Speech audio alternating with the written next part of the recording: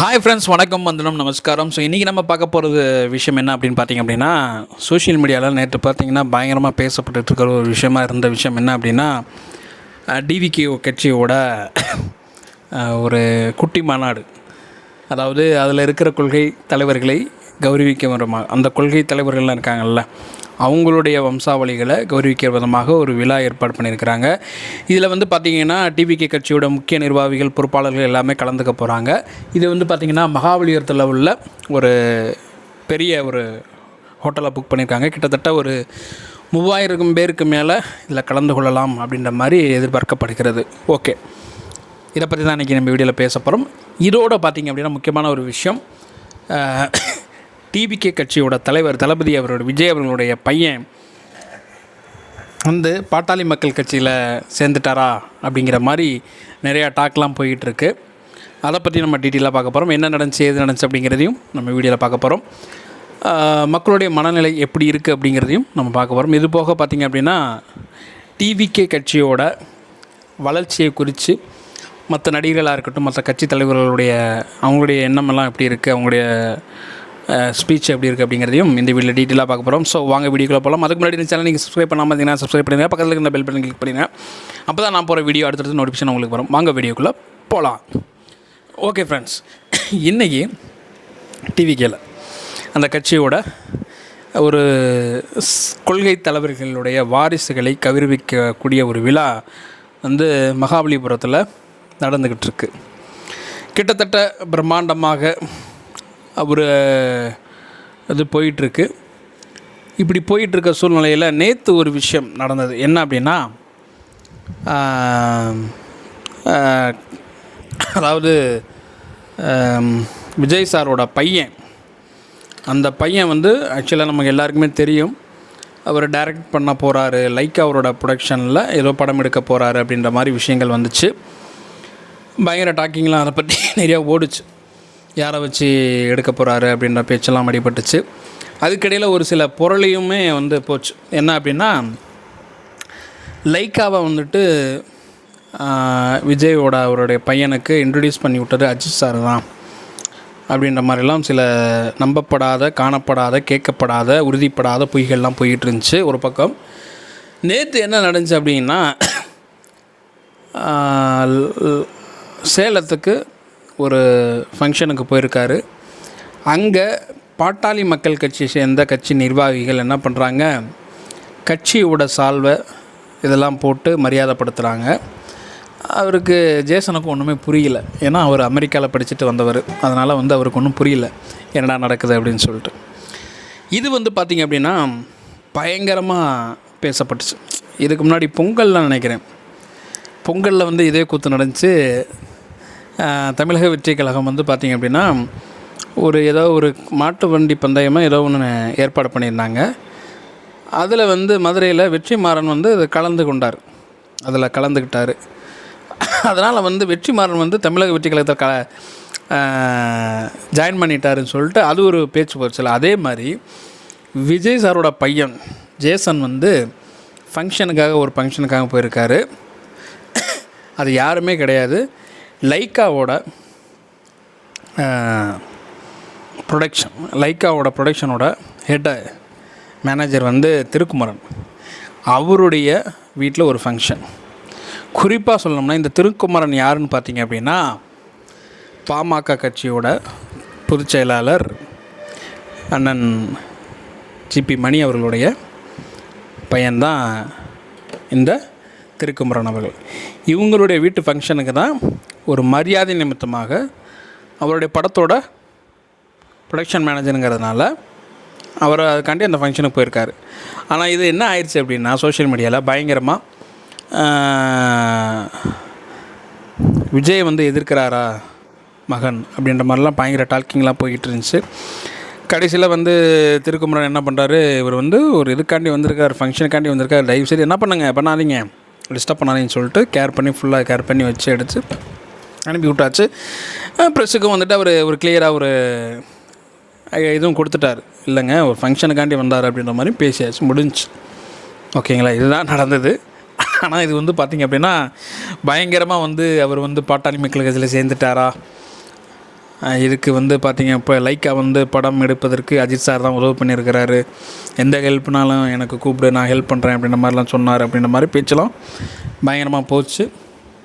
இன்னொன்று விஷயம் பார்த்திங்க அப்படின்னா, ஜேசான் அவர் எடுக்க போட படம் வந்து ட்ராப் ஆக போகுது அப்படிங்கிற மாதிரிலாம் செய்தி போச்சு. அதுவும் கிடையாது, படம் எடுக்க போகிறாங்க. ஒரு சில காரணங்களால் அதை இது பண்ணி வச்சுருக்கிறாங்க. ஓகே, இவர் வந்து அமெரிக்காவில் படித்தவர். அப்போ வந்துட்டு படிச்சுட்டு வரப்போ ஒரு பெரிய நடிகரை பார்த்து வளர்கிற ஒரு பையன். இப்போ எல்லாருக்குமே என்ன ஆசை இருக்கும், நம்மளும் நம்முடைய அப்பா மாதிரி ஒரு பெரிய ஹீரோ ஆகணும் அப்படின்ற ஒரு ஆசை தான் இருக்கும். டைரக்டர் பையனா டைரக்டர் ஆகணும், இல்லை ஹீரோ ஆகணும் அப்படின்ற ஒரு ஆசை தான் இருக்கும். இவருக்கு வந்து பார்த்திங்க அப்படின்னா நம்முடைய எஸ்.ஏ. சந்திரசேகர் அவர் என்ன கேட்குறாருன்னா, உனக்கு என்ன இன்ட்ரெஸ்ட்டு, நீ இதை ஹீரோவாக போறியா அப்படின்ற கேட்குறப்ப, இல்லை தாத்தா நான் வந்து டைரக்டர் ஆக போகிறேன் அப்படின்ற மாதிரி சொல்லவும் அவருக்கு ரொம்ப சந்தோஷம். ஏன்னா தந்தை வந்து ஒரு பெரிய மாஸ் ஹீரோ. தந்தை செய்கிற சில சின்மிஷங்கள்லாம் பார்த்துருப்பான் போல இருக்குது, அதனால தான் ஹீரோவாக போக மாட்டான் போல். சரி விடுங்க, அதை பற்றி பேசலாம். அதனால தான் டைரக்டராக போகணும் அப்படின்னு சொல்லிட்டு அந்த பையன் ஆசைப்பட்றான் போல இருக்குது. சரி ஓகே, நம்ம பார்க்கவும் பார்த்திங்க அப்படின்னா நல்லா இருக்கான், விஜய் சார் மாதிரியே நல்லா இருக்கான். விஜய் சாருடைய அந்த அந்த பின்னணியிலேருந்து வரப்போ ஒரு எதிர்பார்ப்பு இருக்கும், ஈஸியாக வந்து அந்த படம் எல்லார்ட்டையும் போய் சேர்ந்துடும், ஒரு குறிப்பிட்ட வசூலையும் பெறும்னு வச்சுக்கோங்களேன். ஆனால் அந்த பையன் பார்த்திங்க அப்படின்னா தன்னுடைய தகப்பன் பெரிய ஹீரோ தான், பட் இருந்தாலும் அந்த பேரை வச்சு நம்ம வரக்கூடாது, நம்மளுடைய உழைப்பை வச்சு நம்ம வரணும் அப்படிங்கிறதுல பயங்கர தெளிவாக இருக்கிறான். ஸோ அந்த பையனுக்கு ஒரு பெரிய பாராட்டு. ஜெஷன், நீங்கள் கண்டிப்பாக இந்த எண்ணம் உங்களுக்கு இருக்குது பார்த்தீங்களா, கண்டிப்பாக நீங்கள் பெரிய ஆளாக வருவீங்க. எஸ்.ஏ. சந்திரசேகரே கேட்டிருக்கார், ஏன் நீ வந்துட்டு உங்கள் அப்பா வச்சு டைரக்ட் பண்ண மாட்டியா ஃபஸ்ட்டு படம் அப்படின்னதுக்கு, இல்லை அதுக்கு சான்ஸே கிடையாது, நான் வந்துட்டு விஜய் சேதுபதி அவரை வச்சு தான் நான் பிளான் பண்ணியிருக்கேன் அப்படின்ற மாதிரி அந்த டைமில் அவர் சொல்லியிருக்கிறார். பின்னாடி பார்த்தீங்க அப்படின்னா நான் வளர்ந்து ஒரு நல்ல ஒரு டைரக்டர் ஆனதுக்கப்புறம் எங்கள் அப்பாவே, அதாவது விஜய் அவர்களே, நீ எனக்கு ஒரு படம் எடு அப்படின்னு சொன்னால் தான் நான் எடுப்பேனே தவிர நானாக போய் நிற்க மாட்டேன் அப்படின்ற மாதிரி கொஞ்சம் தைரியமாக தெளிவாக பேசியிருக்கிறான். ரொம்ப பாராட்டுக்கள் அவனுடைய பேச்சுக்கு. இன்னொரு முக்கியமான விஷயம் என்ன அப்படின்னு பார்த்திங்க அப்படின்னா, இன்றைக்கி நடக்கிற அந்த டிவிக்கு அந்த குட்டி மாநாடில் பிரசாந்த் கிஷோரும் கலந்துக்க போகிறதா ஒரு விஷயம் பேச்சு அடிபட்டுருக்கு. இதில் குறிப்பாக பார்த்திங்க அப்படின்னா பல ஆலோசனைகள். இன்னொன்று, அதில் கலந்துக்கிறதெல்லாம் பார்த்திங்கன்னா தமிழக வெற்றி கழகத்தோட மாவட்ட செயலாளர்கள், பொறுப்பாளர்கள், கட்சியில் இணைந்த பெரியவர்கள், மூத்த அரசியல்வாதிகள் எல்லாமே அதில் வந்து கலந்துக்கிறாங்க. கிட்டத்தட்ட ஒரு 3000 பேர்கிட்ட கலந்துக்கிறாங்கன்னு நினைக்கிறேன். ரொம்ப காஸ்ட்லியான ஒரு ஹோட்டல். ஸோ இன்னொரு விஷயம் என்ன அப்படின்னு பார்த்திங்கன்னா, இது வந்து பல மீடியாக்களில் வந்து பேசிகிட்டு இருக்கிறாங்க.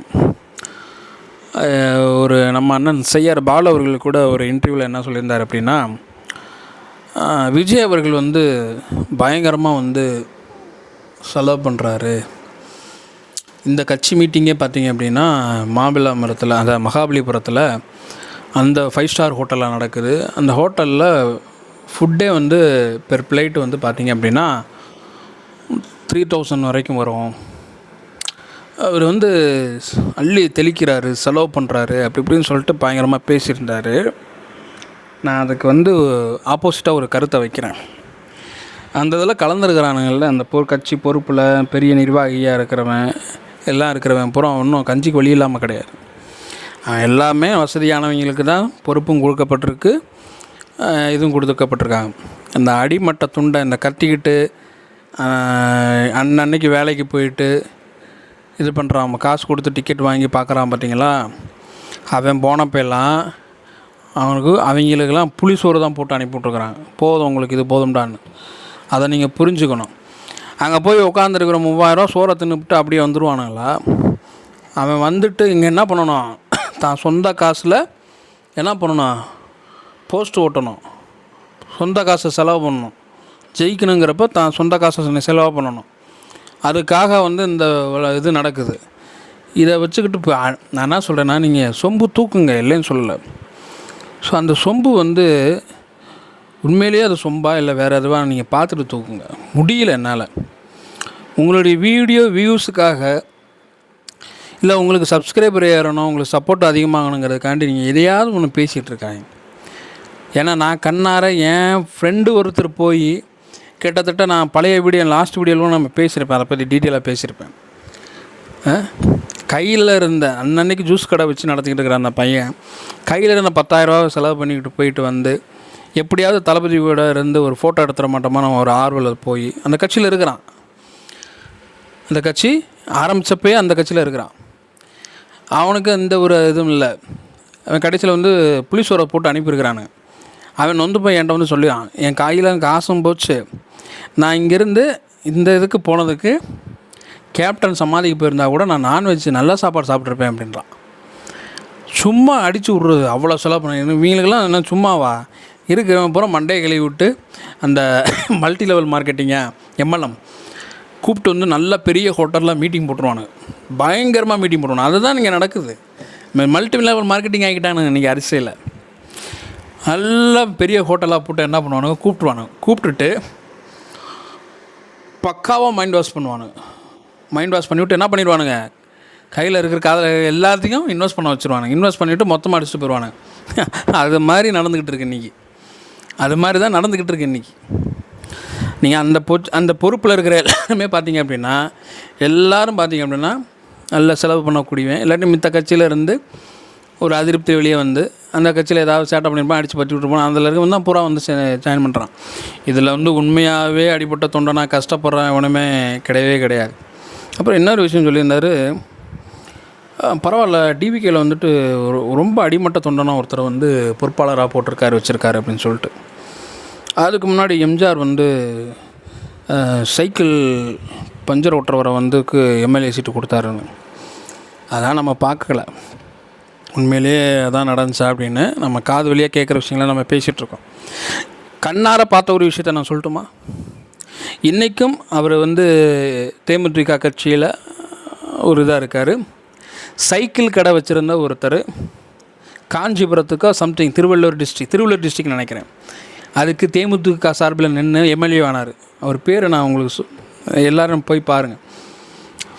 நார்மலாக அவர் வந்து ஒரு நிறைய பேட்டிகளில், இப்போ யூடியூப் சேனல் பேட்டிகள், நிறைய சேனல் பேட்டிகள்லாம் சொல்லியிருக்கிறார். அதாவது கேப்டனோடு இருக்கிற ஒரு 10 பேர் நெருங்கிய எம்எல்ஏக்களில் அவர் ஒரு முக்கியமான ஆள். அவருக்கு எந்த ஒரு பேக்ரவுண்டுமே கிடையாது. மன்றம், அதாவது ரசிகர் மன்றம் ஆரம்பித்ததுலேருந்து மன்றத்துக்கு உதவுறது மக்கிறது எல்லா விஷயத்துலையும் சரி. இன்னொன்று, அவர் ஒரு பிற்படுத்தப்பட்ட ஒரு வகுப்பை சார்ந்தவர் தான். இருந்தாலும் அவரை வந்து அந்த திருவள்ளூர் டிஸ்ட்ரிக்ட் வந்துட்டு என்ன பண்ணார், சைக்கிள் கடை வச்சுருந்தவரை எம்எல்ஏ சீட்டு கொடுத்து எம்எல்ஏ வாக்கி அழகு பார்த்தவர் கேப்டன் அவர்கள். அதெல்லாம் விட்டுவிட்டு தேமுதிகவை வந்து பேசுகிறதுக்கு நிறையா இருக்குங்க. உண்மை நடந்த விஷயங்களை பற்றி பேசுகிறதுக்கு தேமுதிக கட்சியில் அவ்வளோ விஷயங்கள் இருக்குது. இதெல்லாம் வந்துட்டு அடித்து விட்டுட்டு பேசுகிறதுக்கு தான் அந்த மாதிரி இதை நான் பேசணும்னு நினச்சேன். அதனால தான் என்னுடைய ஆதங்கத்தை கொட்டினேன். இன்னொரு முக்கியமான விஷயம் என்ன அப்படின்னு பார்த்தீங்க அப்படின்னா, அரசியல் வியூகம் வாயில் கூட வர மாட்டேங்குது. அதில் வந்து பார்த்திங்கன்னா 100 கோடி ரூபாய் செலவு பண்ணி தான் அந்த டீம், ஏதோ ஒரு டீம் போல் ஐடி டீமாக சம்திங் ஐபேக் டீம், அதாவது பிரசாந்த் கிஷோர் கீழே ரன் ஆகிட்டு இருக்கிற ஒரு டீமு சில அரசியல் ஆராய்ச்சிகளை மேற்கொண்டு எந்த கட்சிக்கு சப்போர்ட் பண்ணாலும் அந்த கட்சிக்கு ஏற்ற மாதிரி ஒரு கேம்பெயினில் செட் பண்ணி மக்களிடையே இந்த கட்சிக்கு ஒரு நல்ல ஒரு அபிப்பிராயத்தை உருவாக்கி விட்டுட்டு ஓட்டு வாங்கலான்றது தான் இந்த ஐபேக் டீமோட ஒரு இது. சரி, ஓகே. இது 2021 தேர்தலில் டிஎம்கேக்கும் பல கட்சிகளுக்கு ஒர்க் பண்ணி ஜெயிச்சிருக்கிறாங்க. கடைசியில் பீகாரில் நடந்த தேர்தலில் அவரே ஒரு கட்சி ஆரம்பித்து அவருக்கே வேலை பார்த்தாரு, கடைசியில் தோற்று போயிட்டார். சரி, ஓகே. இதெல்லாம் சாத்தியமா அப்படின்னு கேட்டிங்க அப்படின்னா சாத்தியமே கிடையாது. ஒரு கண்தடைப்பு தான். இதுக்கு 100 கோடி ரூபாய் செலவு பண்ணுறதுக்கு நான் சொல்கிறேன், இவங்களுக்கு 100 கோடி ரூபா நீங்கள் கொடுக்கறதுக்கு, இவங்க சொல்கிற மாதிரி நீங்கள் நடிக்கிறதுக்கு, இது படமாக அது நடிக்கிறதுக்கு 100 கோடி ரூபாவை இறங்கு. உன்னுடைய கட்சியில் இருக்கிறான்ல, ஆரம்பத்திலேருந்து கஷ்டப்பட்டுட்ருக்கான்ல, அவனுக்கு வீடுக்கு நேராக போ. சுற்றுப்பயணம் போகிறீங்கல்ல, பயணம் மேற்கொள்ளும், வீட்டுக்கு நேராக போயிட்டு எவன் கஷ்டப்படுறான் அவனுக்கெல்லாம் போய் ஹெல்ப் பண்ணு. அவனுக்கு வேலை வாய்ப்பு இது பண்ணி உருவாக்கி கொடு. அதை பண்ணாமல் எவனோ ஒருத்தன் வந்து அரசியல் விவேகர் அவன் வந்து நம்மளை இப்போ நல்லா எதுக்குன்றேன். அது மறுபடியும் நடிக்கிறதா? படத்தில் தான் நடிச்சுக்கிட்டு இருந்தீங்க, மறுபடியும் நடிக்கிறதுக்கா?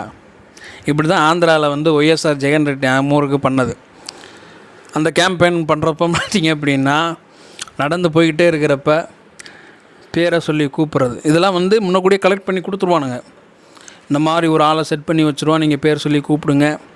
இந்த மாதிரி ஒரு ஆள் வந்து குழந்தையோட இருக்கும், இந்த மாதிரி எதிர்கட்சிக்கு ஒரு ஆப்போசிட்டாக பேசுவாங்க, இதை நான் பண்ணித்தரேன்னு சொல்லுங்கள். ஏங்க இன்றைக்கி இருக்கிற அரசியல் அப்படி தாங்க மோசமாக போயிட்டுருக்குது. சிம்பிளுங்க, நான் சொல்கிறேன். அந்த 100 கோடி ரூபா செலவு பண்ணிங்களா இந்த வீடியோ பார்க்குறவங்க, நான் சொல்கிறேன், அந்த ஐபேக் டீமுக்கு 100 கோடி ரூபா ஒப்பந்தம் பேசுகிறீங்களே, அந்த 100 கோடி ரூபாவை தயவு செய்து நீங்கள் வாங்க, கேம்பெயின் நடந்து வாங்க, தமிழ்நாடு மூலம் வாங்க, வந்துட்டு உண்மையாக கஷ்டப்படுறாங்கல்ல உங்கள் கட்சியில் இருந்துக்கிட்டு, நீங்கள் வெளியே ஆளுக்கு செய்ய வேணாம், அந்த நற்பணி மன்றத்திலேயே இருந்துக்கிட்டு இன்னமும் வந்து உங்கள் மேலே இருக்கிற அன்புனால் மாதத்துக்கு 10,000 சம்பளம் 5,000 சம்பளம் வாங்கிட்டு அந்த காசுலேயும் 5,000 உங்களுக்கு போஸ்ட் அடிச்சுக்கிட்டு ரசிகர் மன்ற ஷோ அப்படின்னு சொல்லிட்டு 2,000 3,000 டிக்கெட் எடுத்து டிக்கெட்டு படம் பார்க்குறாங்கல்ல, அவங்களுக்கு போய் செய்யுங்க. அவன் இன்னமும் வந்து 10 மடங்கு வேலை பார்ப்பான் உங்களுக்கு. பிரசாந்த் கிஷோரோட 10 மடங்கு உங்களுக்கு வேலை பார்ப்பான். இது தெரியாமல் 100 கோடி ரூபா அவனை கொண்டு, இதுக்கெல்லாம் காரணம் யாருன்னு பார்த்திங்க அப்படின்னா லாட்ரி வியாபாரி ஆதவ் அர்ஜுனா. அவன் எப்படியாவது மறுபடியும் தமிழ்நாட்டுக்குள்ளே லாட்ரியை கொண்டு வந்துடணும் அப்படின்னு சொல்லிட்டு அவ்வளோ தூரம் முயற்சி பண்ணுறான். ஏன்னா டிஎம்கே பண்ணோம், டிஎம்கே முடியாதுன்றுச்சு, டிஎம்கே முடியாது கிளம்புன்றுச்சு. மறுபடியும் இந்த கட்சி ஏடிஎம்கே போக முடியாதுல்ல, இப்போ அடுத்து ஒரு ஆப்ஷனாக வர்றது டிவிகே. இதை வச்சு எப்படியாவது நம்ம உள்ளே வந்துடுவோம் அப்படின்னு சொல்லிட்டு பல பேர் இன்றைக்கி எப்படி டாஸ்மாக் பல பேருடைய குடியை கெடுக்குதோ அதே மாதிரி அடுத்து வந்து லாட்ரி வந்து அடுத்தவங்களுடைய குடியை இலக்கெடுக்கும். டீசெண்டாக இருப்பானுங்க, பொட்டு வச்சு எந்த கெட்ட பழக்கம் இருக்காது. ஆனால் அந்த லாட்ரிக்கு அடிமை ஆட்டான் அப்படின்னா அவன் சொத்து கித்து எல்லாமே போயிடும். குடியை விட மோசமானது தான் அந்த லாட்ரி. சரி விட, அதை பற்றி நம்ம பேசணும். அப்படி இருக்கிறதெல்லாம் சேர்ந்துக்கிட்டு ஐடியா கொடுத்துக்கிட்டு இன்றைக்கி இந்த கட்சிக்கு இவ்வளோ என்னமோ இது இந்த மல்டி லெவல் மார்க்கெட்டிங் பண்ணுற மாதிரி பண்ணிட்டு உட்காந்துருக்குறானுங்க. என் தொண்டனை இத்தனை 3000 பேர் முக்கிய பொறுப்பில் இருக்கிறான், வைக்கிறான், அவன் செலவு பண்ண போகிறான்னு சொல்லிட்டு அவனை கூப்பிட்டு நீங்கள் வந்து இவ்வளோ பெரிய ஹோட்டலில் கிராண்டாக பண்ணுறீங்க வைக்கிறீங்க, ஓகே. தொண்டரில் எவ்வளோ மாநாடு வந்தானு வச்சானுங்க, இவனுங்களாம் பண்ணுங்களேன். அந்த 100 கோடி ரூபா எடுத்துகிட்டு போய் நடந்து போங்க, சுற்றுப்பயணம் கொண்டு போங்க. உண்மையிலேயே எவன் கஷ்டப்படுறான் அவனுக்கு செய்யி, அதை வீடியோ எடுத்து உண்மையாக நடக்கிற விஷயத்த வீடியோ எடுத்து போடுங்க, ரீச் ஆகட்டும். இதுக்கு மேலே என்ன கேம்பெயின் வேணும் உங்களுக்கு? கண்டிப்பாக அது நடக்கும். அதை விட்டுவிட்டு இந்த சோஷியல் மீடியாக்காரனுக்கு காசை கொடுத்து ஐடி விங்குன்னு ஒரு டீமை உருவாக்கி சும்மா என்னத்தையாக ஒன்று எடுத்து குழப்பி விட்டு போட்டுக்கிட்டு எதிர்கட்சிக்கு எதிராக போட்டு விட்டுக்கிட்டு ஆளுங்கட்சிக்கு எதிராக போட்டுக்கிட்டு உங்களுக்கு நீங்கள் ஆதரவாக போட்டுக்கிட்டு எதுக்கு நடிக்கிறீங்க? படத்தில் தான் நடிக்கிறீங்க.